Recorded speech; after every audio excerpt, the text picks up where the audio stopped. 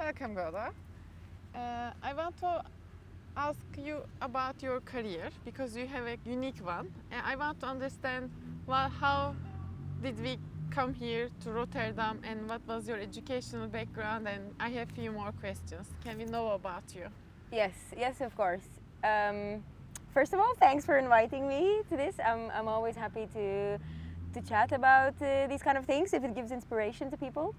So my name is Goda and I am originally from Vilnius, Lithuania, and that is where I think is sorry, there's a distracting dog. That is where I think it's interesting to start telling about my education. So I would start with my high school.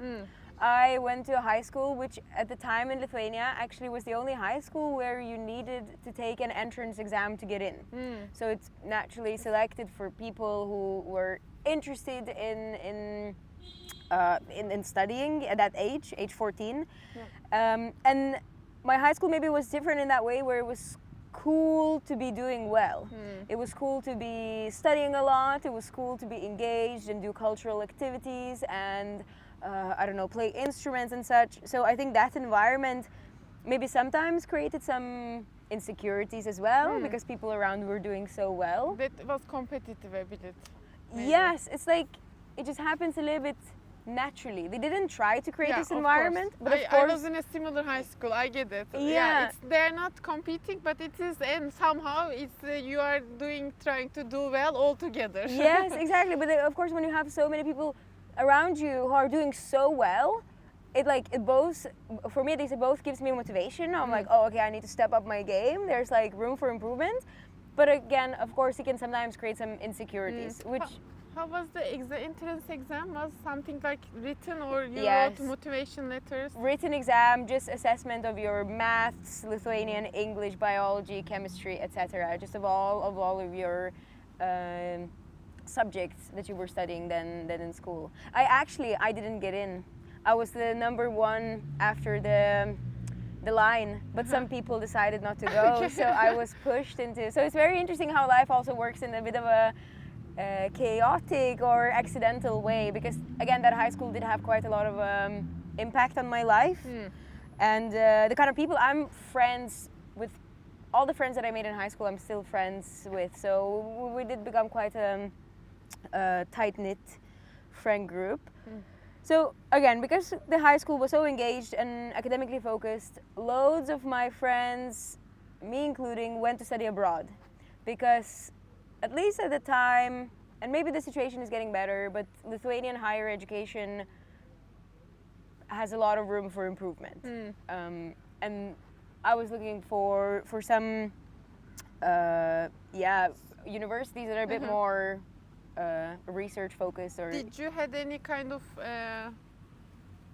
institute, like faculty that you wanted to specially study at, or did you had an idea about I want to social sciences or something, engineering faculty? Did you had a goal about like this, or you said that where I can go in the other countries and see what it is suitable? How did that evolve? Yeah, so maybe it was a bit of a mix of combinations of, so what is it that I want to study and where is it practical to go? So for example, from looking where is practical to go, going to Scotland for me seemed very practical because everybody speaks English and the education is for free, or it used to be for free when they were in EU. So I actually did end up going to the University of Edinburgh and studying there for 4 years free of charge. So that was a very nice, I thought if I can, finish my bachelor's without having a debt, that's going to be good. Especially at a good university, I thought that ticks all the boxes. As for what kind of degree I wanted to do, when I think back at it, it was not a well thought out decision at all. What did you study? I did psychology. Okay, tell us. I did psychology, which I understand looking back why I made a decision for sure. I was always very social, I always enjoyed people, and I thought that understanding humans more and maybe sometime working with that would be great. But I didn't really carefully think, what is it actually I want to do after the studies? So I kind of just chose the studies without thinking many steps ahead. And which I think makes sense. I was 18, 19. Yeah. Your decision making is flawed. It's still flawed, but maybe now I try to think about more things. Do you reflect on yourself about this? What are you learning right now? Like you say, after that, when you look back, are you still keep learning about this? Like Anything? a little bit. I think, yeah, so a few things. I realized that how important it is for young people to have some role models or adult guidance. I think if I love my parents, but they couldn't help me much with choosing my education. Yeah. They just, yeah. The world was changing as well. Yes, exactly. And my parents grew up in a very different time. Yeah. My parents grew up in Soviet Lithuania. I grew up in independent, open, in the capital with internet, in the European Union, with like opportunities that I could go and live in other countries and choose all of those degrees that my parents maybe didn't even know existed. Did you feel stronger, do you think, about this? Like you could do more things compared to your parents, and you could like had more opportunities before you. That's Yes, definitely, but with more choice, there's more room to make mistakes as well.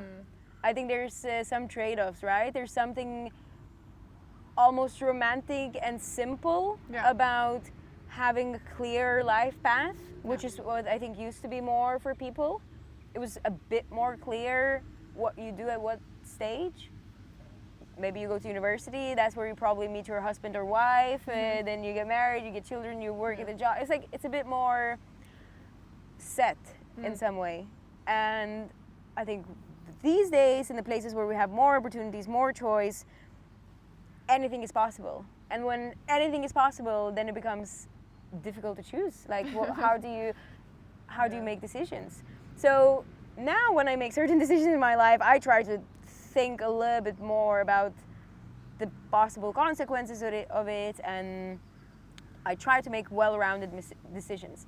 Not to say that I make them all the time. I definitely make silly decisions that we all do. But yes, what are you building right now? What are you creating right now? Can we talk about your profession a little bit, about psychology? After you completed the psychology, you had roots, and why did you be in Rotterdam in April, in May in 2025? I want to understand how that evolved. Yeah.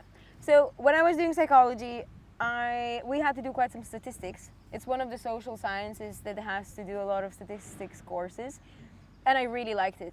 I think I was like the only person from 200 students in a year who liked statistics. Usually people in psychology don't like numbers, and I loved it. And that is when I realized that maybe I should have chosen something a bit more technical, something a bit more with, related to statistics. And also around the same time, I started doing some responsible AI consulting. So coming from some social sciences angle, but also like some knowledge about technology.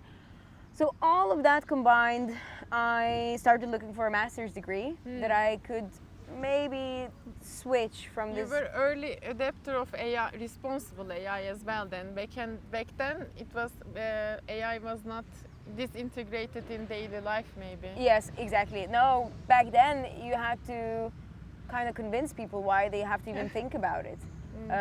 You would get an answer that, oh, I'm just a data scientist, I just look for patterns in the data, I have nothing to do with fairness. And I think now more and more people understand that is not the case, and actually the kind of decisions that you make actually you do make them, so they do impact later either the people who are using your systems or even a broader society.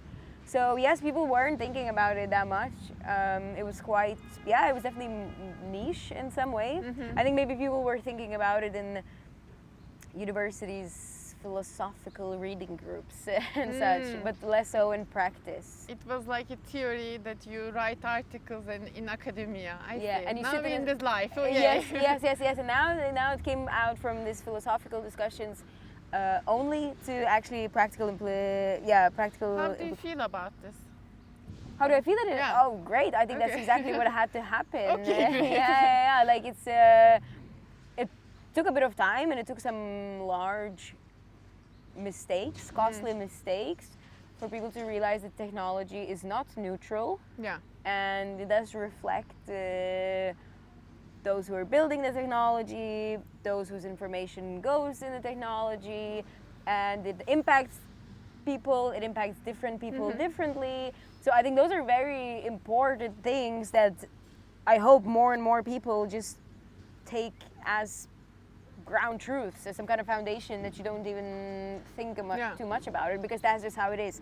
Technology is not neutral. But when I started doing it, that was not the general consensus. If you could, like, I know that we are individuals and we are doing our best, but if you could change anything about these responsible AI topics, is there something you would change more than the others? Is there something bothering you more than the others?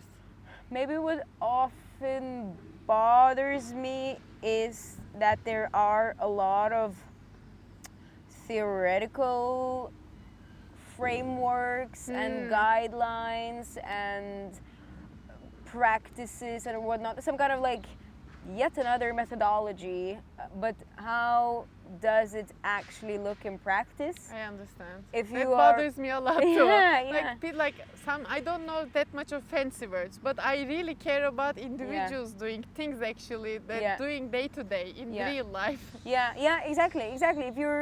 If you're a company, or if you're a researcher, or if you're in a large corporate, wherever you are, if you want to do responsible innovation, what does that actually mean to you in practice? So maybe and that is also getting better. There's more attention to that, but I just think probably almost have enough of frameworks and methodologies developed. Let's focus a bit more on how can that be put in practice in real life. So that sometimes bothers me a little bit. Thank you for sharing this. I would love to understand this and how it evolves. Like, we check this in 10 years and see, we were discussing this. Great. Yeah, exactly. I want to ask about your future plans. Like, right now you are already learning things, and what are you building for your future self from 2025 for the future, for yourself? In terms of career, right? Career or personal goals. If you want to have marathon, that's also a good answer. That is a good question, because I obviously have some thoughts and ideas. At the same time, my roles have changed so much in the last 5 years, from going to being a master's student in a social data science degree, to being a machine learning engineer, then being like, no, I'm not going to code anymore, and now working as AI innovation and partnerships manager. So I'm pretty certain I will stay in this field of AI. I find it very interesting. I'm pretty certain I will not go back to coding. And you've been into many different rooms, and now you can compare them easily. Yes, exactly. And maybe one thing that's just started naturally happening to me more, or like I started doing that more in my role as of like, I don't know, last year and a bit, is some kind of like ecosystem building and kind of like a community building. I've started to realize that there's a lot of value from bringing different people together in one room, especially if they're working on the same thing, say AI in the broadest sense, but in very different domains. If somebody comes from government, and somebody comes from a startup, and somebody comes from a small company, they're all working on AI, but in very different environments. So I think I have been doing that, and I think I'll be doing more of that, because I'm passionate about AI, and I'm passionate about bringing people together. So I'm merging those. In Amsterdam University, you had a round table, and it was like each round table, I had things to say. That's why I chose them. But it was like a crash course that on the grid system, electronics, and there was the person explaining what it's about. I left the room learning more from the other people in the table. That was really valuable. I hope you continue doing that. That's really good to hear, and that's exactly what I want. I want to bring people again, from a bit of different backgrounds, that they can learn from each other and actually then leave the room, leave the event with some new thoughts, either for their work or some new professional and personal connections, and just kind of like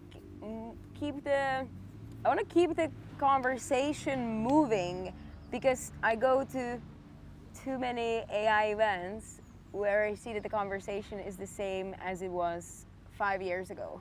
And I think that is a problem. I think we have to think very carefully what we're talking about now and make sure that the conversation is moving, that we don't find ourselves talking about the same thing 5 or 10 years later because nothing's changed. I see. Thank you so much. That was super insightful. I have a surprise for you. Oh, wow. So this is the bubbles. Oh, so you I get love- one bubbles. I love bubbles. And I actually love We bubbles. close the video Me too. baking bubbles. I love bubbles. I have lost one question. Yeah. When you were a child, when people ask you, what did you want to grow up? What was your answer to that?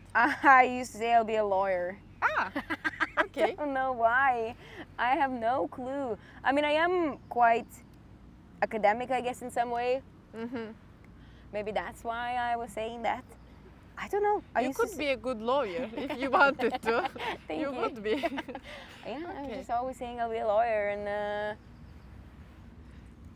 Yeah, thank you. We close the video. We can keep going. Bye bye. thank you. Bye.